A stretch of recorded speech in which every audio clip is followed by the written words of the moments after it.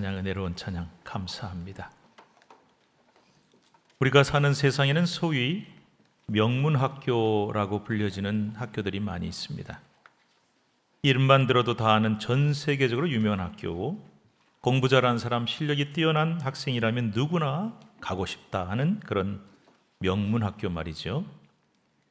QS 세계 대학 랭킹이라는 게 있더군요. 영국의 유명 대학 평가 기관이 1994년부터 매년 세계 대학들을 평가하여 랭킹을 매기는 것인데, 2024년 현재 세계 1위, 세계 최고의 명문대학이 어딜까요? 여러분, 어딘 것 같습니까? 보통 하버드, 옥스퍼드 이런 대학들 떠올리는데, 세계 랭킹 1위는 현재 MIT, 매사추세츠 미국의 공과대학교라고 합니다. 2위가 영국의 캠브리지 대학, 3위가 옥스퍼드, 그리고 그 뒤를 이어서 하버드 대학과 스탠퍼드 대학이 4위와 5위를 차지하고 있습니다. 이 순위는 매년 조금씩 바뀌긴 하지만 그리 큰 차이는 없습니다. 자, 그렇다면 이렇게 대학의 랭킹을 매기는 기준은 과연 무엇일까요? 세계 명문대학의 기준은 그 대학의 연구 결과, 얼마나 연구 결과가 뛰어난가, 또 학계의 평가, 그리고 가장 중요한 평가 기준 중에 하나가 무엇일까요? 학생 수일까요? 그렇지 않습니다. 학교 재정이 얼마나 좋은가? 그것도 아닙니다. 바로 졸업생 평판도라고 하는 것입니다. 그 학교를 졸업한 졸업생들이 각자의 분야에서 얼마나 활약을 하고 얼마나 좋은 평판과 평가를 받고 있는가, 한마디로 그 학교가 얼마나 훌륭한 졸업생들을 배출했느냐, 이게 가장 중요한 평가 기준이 된다는 거죠. 그러고 보면 유명한 명문학교에 가보면 복도에 그 학교의 졸업생들 중에 자랑스러운 동문들하고 이게 사진을 쭉 붙여놓는 것을 보게 되는데, 시카고 대학은 누가 졸업했다, 누가 졸업했다. 우리가 그것을 보면서 졸업생 중에 대통령도 있네, 노벨상 수상자도 있네, 위대한 과학자, 문학가도 있네. 그래서 우리가 사진과 명단을 보면서 와, 이 사람도 이 학교 나왔구나 하고 깜짝 놀라게 된다는 것입니다. 자, 그럼 여러분께 한번 묻겠습니다. 우리 모든 신앙인 크리스천들이 꼭 가야 할 명문학교, 그리고 가고 싶어야 할 명문학교가 있습니다. 그 학교가 어딜까요? MIT도 아니고 하버드도 아닙니다. 신학대학교도 아닙니다. 그 신앙의 명문학교 이름은 바로 광야학교입니다. 우리 신앙인들이 왜 이 학교를 꼭 들어가야 될까? 또 이 학교를 가고 싶어 해야만 할까? 왜 이 학교가 명문학교라고, 신앙의 명문학교라고 부르냐? 바로 아까 말씀드렸죠? 그 학교를 평가하는 기준 중에 졸업생 평판도, 그러니까 그 학교를 졸업한 학생이 사람들 중에 얼마나 훌륭한 사람들이 많이 있는가, 이게 중요한 기준이라고 했는데, 이 광야학교의 졸업생들이 정말 쟁쟁한 사람들이기 때문에 그렇습니다. 이름만 들어도 와, 그렇게 훌륭한 사람들이 그 학교 나왔어? 하고 놀랄 정도로 졸업생들이 정말 대단한 사람들입니다. 모세, 또 다윗, 엘리야, 사도 바울, 예수님까지 성경에 나오는 위대한 신앙의 인물들이 대부분 이 학교 졸업생들입니다. 엄청난 졸업생들을 배출한 명문 중의 명문 학교죠. 그 학교가 바로 이름이 광야학교. 건물도 하나도 없어요. 그냥 황량한 땅 위에 있을 뿐인데 이 학교가 그렇게 명문학교다. 그런데 이 광야학교가 세상의 다른 명문학교들과는 완전히 다른 것이 하나가 있어요. 보통 우리가 아는 명문학교들은 입학할 때부터 그 신입생들을 철저하게 고르고 골라서 뛰어난 학생들만 선발하지 않습니까?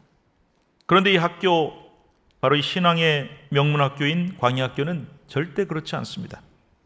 오히려 이 광야학교에 입학하는 신입생들을 보면 전혀 뛰어난 학생들이 아니에요. 다들 어딘가가 좀 모자라고 부족한 학생, 그리고 아주 시건방지고 근거 없는 자신감과 착각에 가득 차 있는 학생, 정반대로 심각한 열등감에 시달리는 학생, 어딘가 문제가 있는 학생들만 골라서 받아들입니다. 그런데 이런 문제 있는 신입생들이 이 광야 학교를 거치면서 엄청난 변화를 겪게 되는 거예요. 건방지고 교만하고 착각에 빠져있던 학생은 이 광야 학교를 거치면서 아주 겸손하고 순종의 사람들로 변화됩니다. 어딘가 모자라고 부족했던 학생, 문제아들은 이 광야 학교를 졸업하면서 하나님의 위대한 사람으로 철저하게 훈련받습니다. 심한 열등감이나 우울증에 시달리는 학생들은 이 광야 학교를 다니면서 이 자존감과 자신감이 회복이 되어서 하나님의 사람으로 거듭나게 됩니다. 그래서 오늘을 살아가는 우리 성도들도 다 이 광야 학교를 졸업해야 한다는 것입니다. 그래야 하나님 앞에 귀하게 쓰임받을 수 있기 때문이죠. 광야 학교를 다니면서 훈련을 받고 다듬어지고 세워져서 귀하게 하나님 앞에 쓰임받는 존재로 거듭나게 되는 것입니다. 그런데 이 광야 학교, 제가 아까 말씀드린 인물들은 전부 개인으로 들어왔잖아요. 그런데 이 광야 학교 다니면서 훈련받은 위대한 신앙인 중에는 재밌게도 단체로 입학해서 훈련받은 사람들이 있어요. 개인으로 훈련받은 게 아니라 해병대 캠프처럼 단체로 온 백성들이 다 한꺼번에 이 광야 학교에 입학해서 훈련을 받은 민족이 있단 말이죠. 어느 민족일까요? 바로 이스라엘 백성, 이스라엘 민족입니다. 이스라엘 백성들이 출애굽을 한 다음에 이 광야 학교에 단체로 입학을 했어요. 하나님이 들여보내셨어요. 근데 몇 년 다녔는지 아세요? 자그마치 40년. 보통 다른 사람들은 대학 들어가면 한 4년이면 졸업하는데 10배, 40년 동안이나 다녔는데요. 그럼 잘 다녔냐? 잘 다녔으면 왜 이렇게 오래 다녔겠어요? 헤매고 또 헤매고. 이 지도는 출애굽 경로를 추정한 그림이에요. 정확하게는 다 몰라요. 그런데 이것만 봐도 뺑뺑 돌았잖아요. 근데 아마 이거보다 실제로는 훨씬 더 뺑글뺑글 돌았을 겁니다. 엄청 오랫동안 헤매고 또 헤매면서 40년 동안 훈련받은 다음에 졸업을 해서 이제 상급 학교에, 가나안 땅 학교에 입학을 한 사람들입니다. 오늘은 이 이스라엘 백성들의 광야 학교 생활을 살펴보면서 광야 학교, 우리가 들어가야 할 그 학교에 대해서 주시는 귀한 교훈을 함께 살펴보려고 합니다. 오늘 말씀을 통해서 우리 신촌교회 모든 성도들이 이 믿음의 명문학교인 광야학교에 꼭 입학하시고 또 졸업을 잘해서 탁월한 신앙인들이 되시기를 주님의 이름으로 축복합니다. 오늘 본문은 신명기입니다. 신명기는 설교예요. 설교. 모세의 설교인데 모세의 유언과도 같은 마지막 설교가 기록되어 있습니다. 모세는 이 신명기를 통해서 출애굽 사건, 그리고 홍해를 하나님이 가르신 사건, 그리고 광야에 들어가서 40년 동안 광야 학교 다녔으면서 있었던 일들을 계속해서 이렇게 회상을 하고 있어요. 그러면서 이제 뭐라고 얘기하냐? 너희들은 곧 하나님이 약속하신 축복의 땅, 젖과 꿀이 흐르는 땅 가나안에 들어갈 텐데 야, 이제 거기 들어가서 좀 잘해라 하고 간곡하게 권면하는 설교가 신명기입니다. 자, 오늘 본문 말씀 1절 우리 한번 같이 읽겠습니다. 시작. 내가 오늘 명하는 모든 명령을 너희는 지켜 행하라.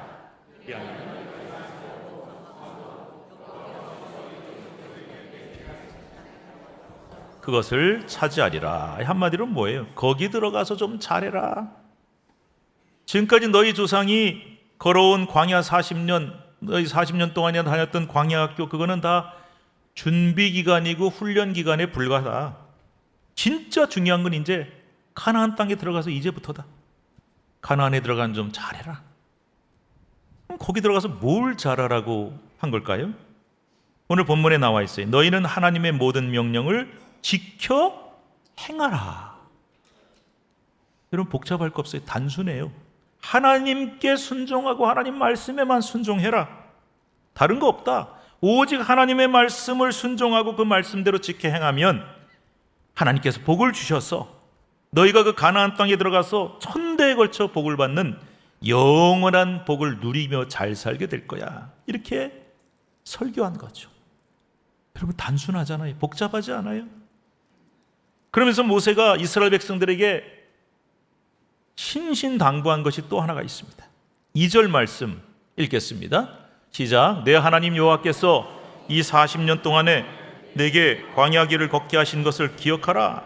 이는 너를 낮추시며 너를 시험하사 내 마음이 어떠한지 그 명령을 지키는지 지키지 않는지 알려 하심이라. 한마디로 잊지 마라.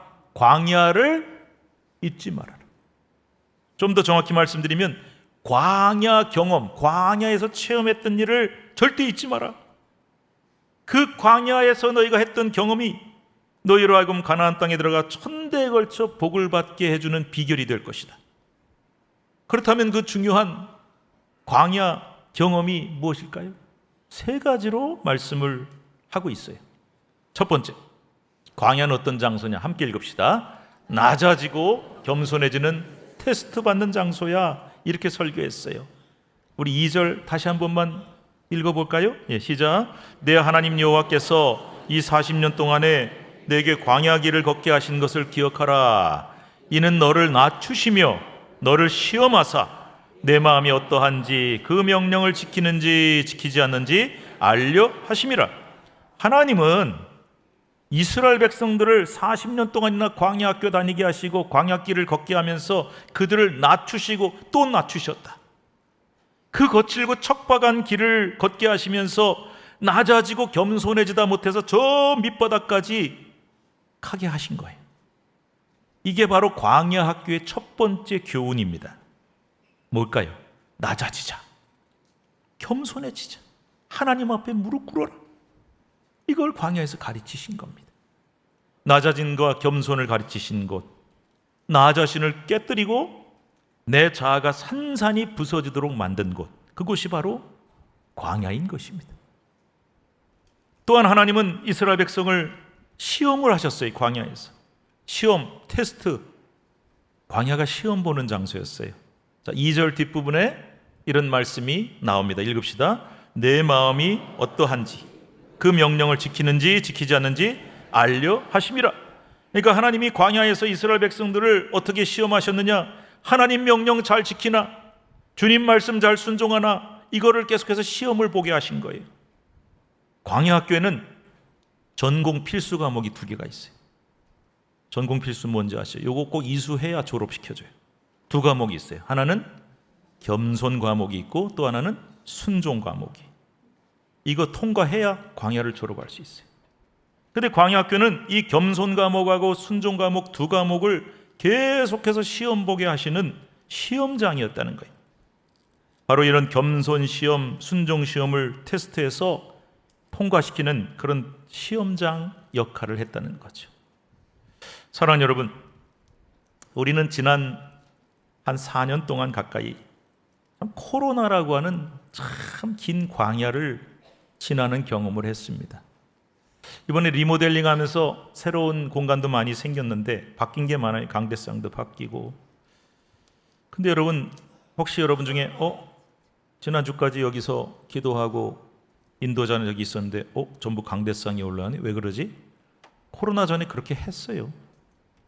그때로 다시 돌아간 거예요. 근데 그때 그것만이 아니고 코로나를 겪으면서 강대상에다가 가림막도 치고 어떤 날은 교회 가지 마라, 교회 오지 마라 그런 소리도 하고 다 마스크 쓰고 거리 우리 이만큼씩 떼서 앉고 얼마나 고생 많이 하셨어요. 어떨 때는 예배도 마음대로 못 드리고.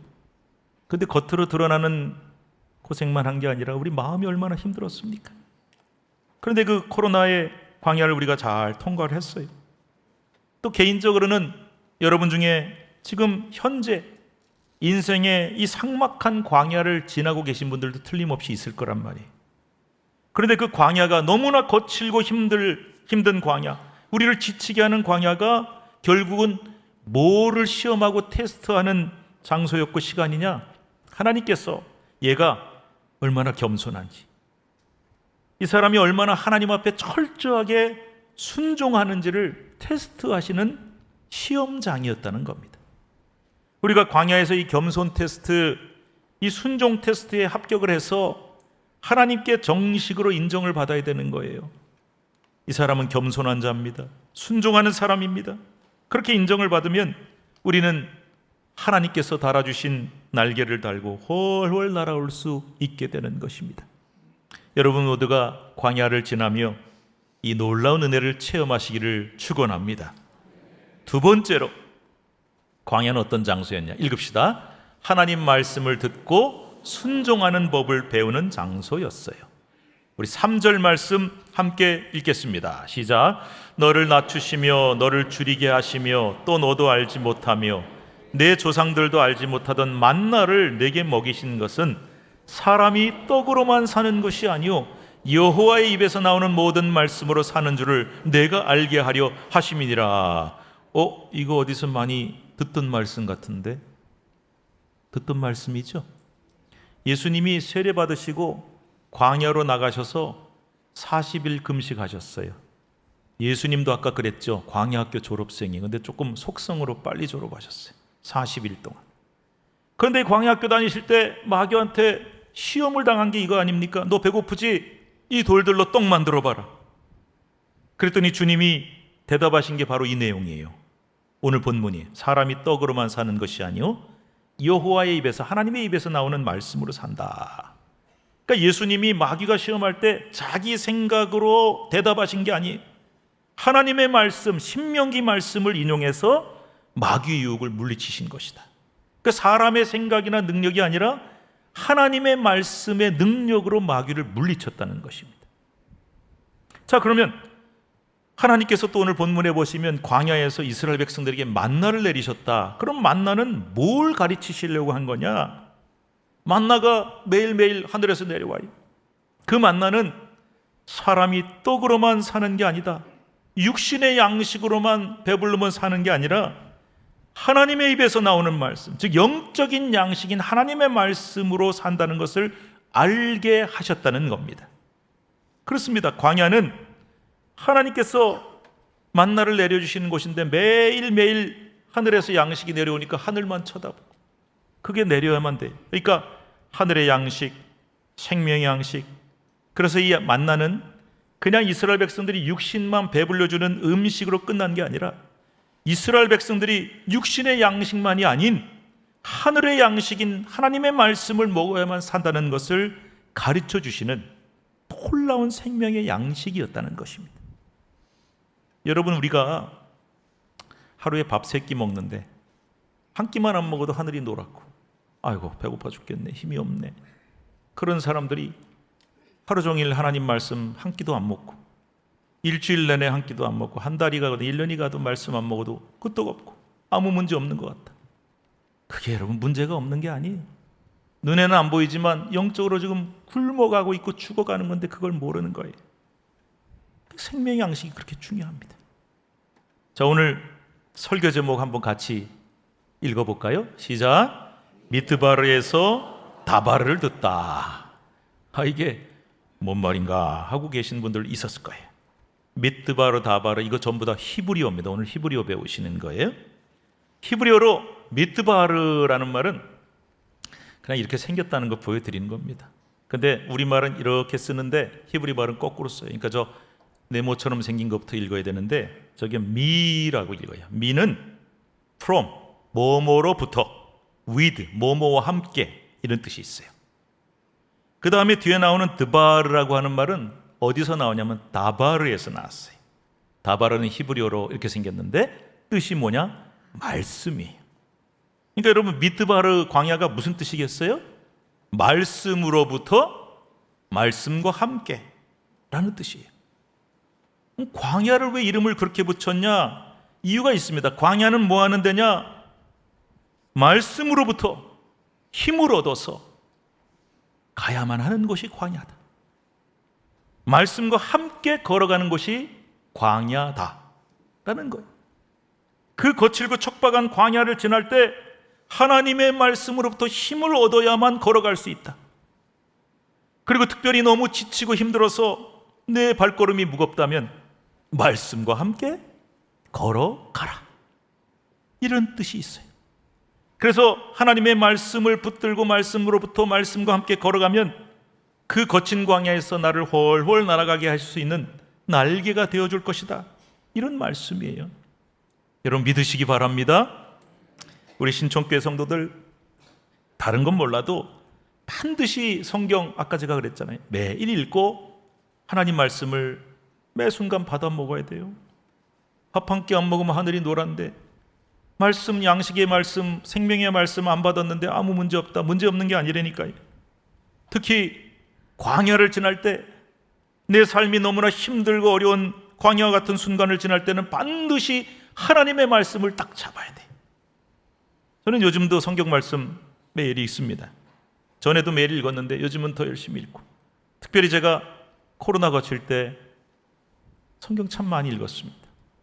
그리고 제 인생에도 왜 광야의 시간이 없었겠어요. 그때도 하나님 말씀 붙들고 읽고, 그랬더니 얼마나 좋은지. 저보고 누가 그래요. 목사님 수십 년 성경 읽고 설교했으니까 성경 다 아시겠네요. 천만의 말씀. 매일 읽을 때마다 새로운 말씀이 느껴지고 새롭게 은혜 받는데, 이 얼마나 힘이 되고 얼마나 좋은지 이 맛을 봐야 되는 거예요. 그래서 여러분도 인생의 광야 지날 때 힘들면 성경 펴세요. 외로우면 말씀 읽으세요. 그리고 지치면 말씀을 받아 먹으세요. 그러면 우리는 세상에 줄 수 없는 능력과 힘을 얻을 수 있는 줄로 믿습니다. 여러분 모두가 꼭 그렇게 말씀을 매일 받아 먹는 사람 되시기를 간절히 축원합니다. 마지막 세 번째예요. 광야는 어떤 장소일까? 읽읍시다. 하나님 은혜를 잊지 않는 장소다. 오늘 본문 뒤에 나오는 말씀 몇 구절 같이 읽어봐야 되겠는데, 먼저 우리 11절부터 14절 말씀 함께 읽어보겠습니다. 시작. 내가 오늘 내게 명하는 여호와의 명령과 법도와 규례를 지키지 아니하고 내 하나님 여호와를 잊어버리지 않도록 삼갈지어다. 내가 먹어서 배부르고 아름다운 집을 짓고 거주하게 되며, 또 내 소와 양이 번성하며 내 은금이 증식되며 내 소유가 다 풍부하게 될 때에 내 마음이 교만하여 내 하나님 여호와를 잊어버릴까 염려하노라. 하나님이 염려가 되신대요. 모세도 염려가 된대. 뭐가 걱정이 됐을까? 광야 40년을 지나가서 이제 가나안 땅에 들어갈 텐데 혹시 거기서 하나님을 잊어버릴까 봐. 왜?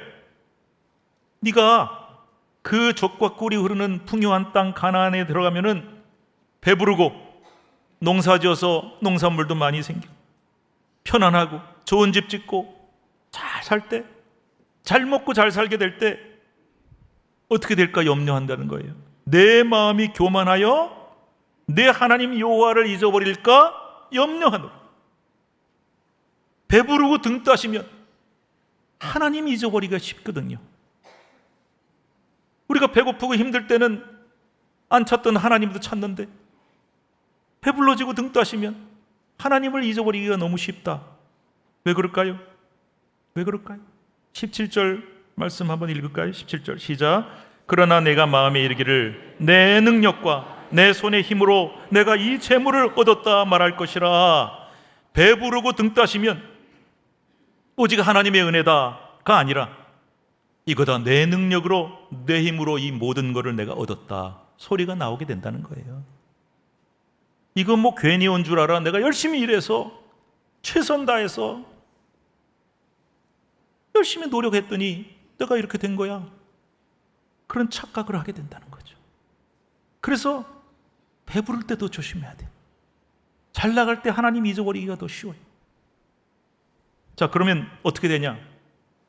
19절 말씀 읽겠습니다. 시작. 내가 만일 내 하나님 여호와를 잊어버리고 다른 신들을 따라 그들을 섬기며 그들에게 절하면 내가 너희에게 증거하노니 너희가 반드시 멸망할 것이라. 배부르고 등 따셔서 하나님 은혜 잊어버리고 내가 다 한 줄 알고 우상한테 가서 절하고 여러분 어떻게 된다 그랬어요? 반드시 멸망하리라. 그래서 여러분 진짜 어떻게 된 줄 아세요?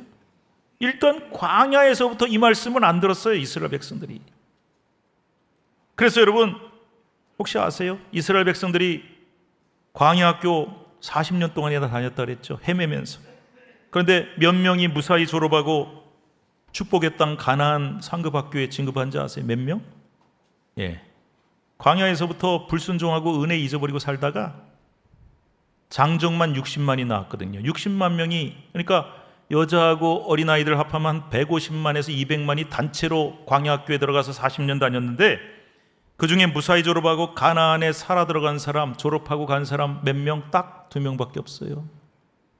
여호수아와 갈렙. 아니 어떻게 그런 일이 있지? 150만, 200만이 입학했는데 2명밖에 졸업 못했어. 왜요? 은혜를 잊어버렸거든요. 광야에서 오직 하나님 말씀 붙잡고, 하나님 은혜 붙잡고 살라 그러는데 그렇게 안 했거든요. 그래서 다 망했어요. 보세요 여러분, 말씀대로 됐잖아요. 너무 안타까운 거죠. 우리는 절대 이렇게 되지 맙시다. 그러면 안 됩니다.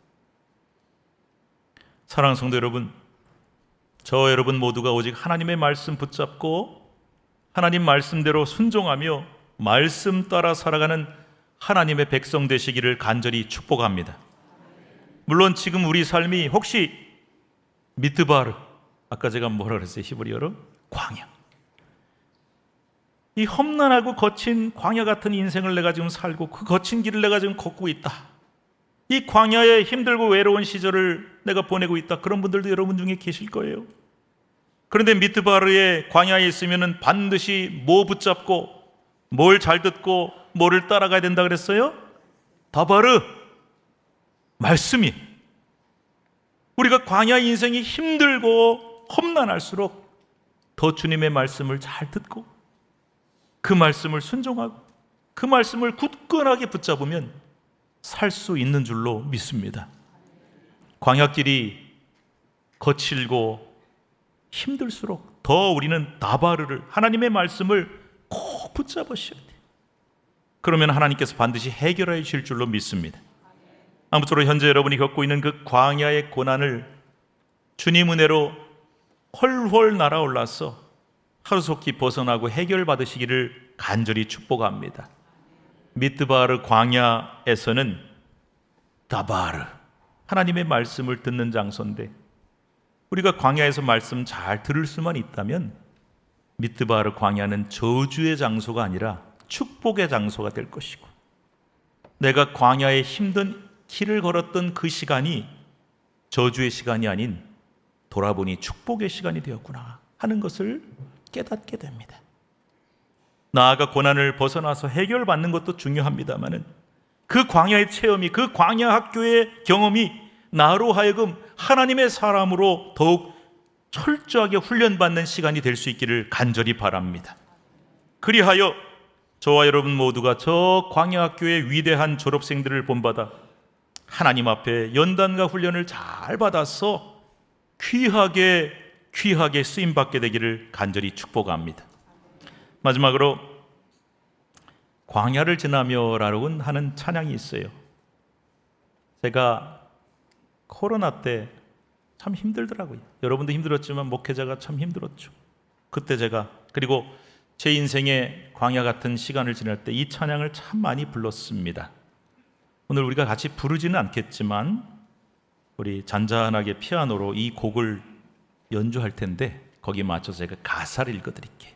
오늘은 가사로 은혜 받는 시간이 될 수 있으면 좋겠습니다.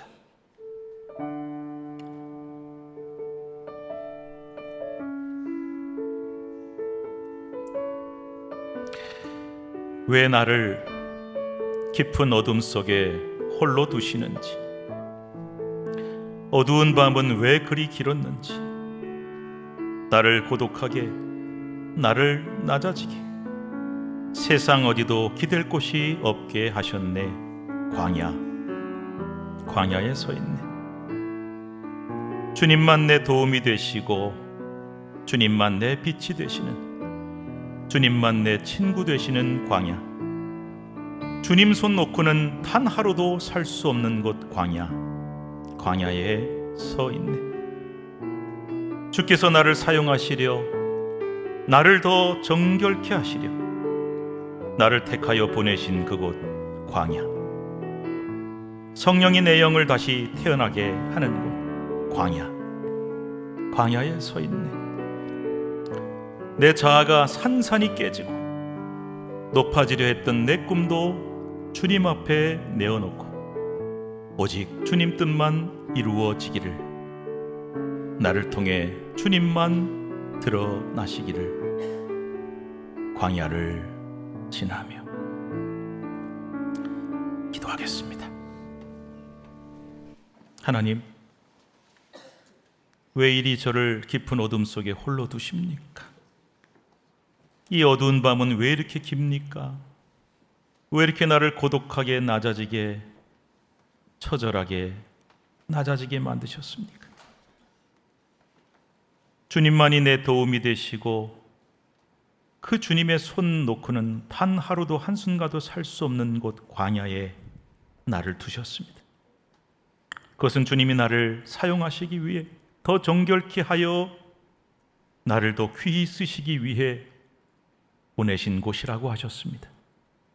내 자아가 산산이 깨지고 부서지며 높아지려고 했던 내 꿈과 욕망도 주님 앞에 다 내려놓게 하시고 오직 주님 뜻만 이루어지기를, 나를 통해 우리 주님만 드러나시기를 원하시는 곳, 그 광야. 주님, 혹시 우리가 그 광야를 오늘 지나고 있습니까? 주님께서 그곳에 우리를 보내신 뜻을 깨달아 그 거칠고 험난한 장소가 저주의 장소가 아닌 축복의 장소로 바뀌게 하시고, 그 거칠고 험난했던, 외로웠던 시기가, 그 광야의 시기가 저주의 시간이 아닌 축복의 시간이 되어 나로 하여금 거듭나 주의 영광 위에 귀하고 값지게 쓰임받는 저희들이 되게 해 주옵소서. 예수님의 이름으로 감사하며 기도드리옵나이다. 아멘.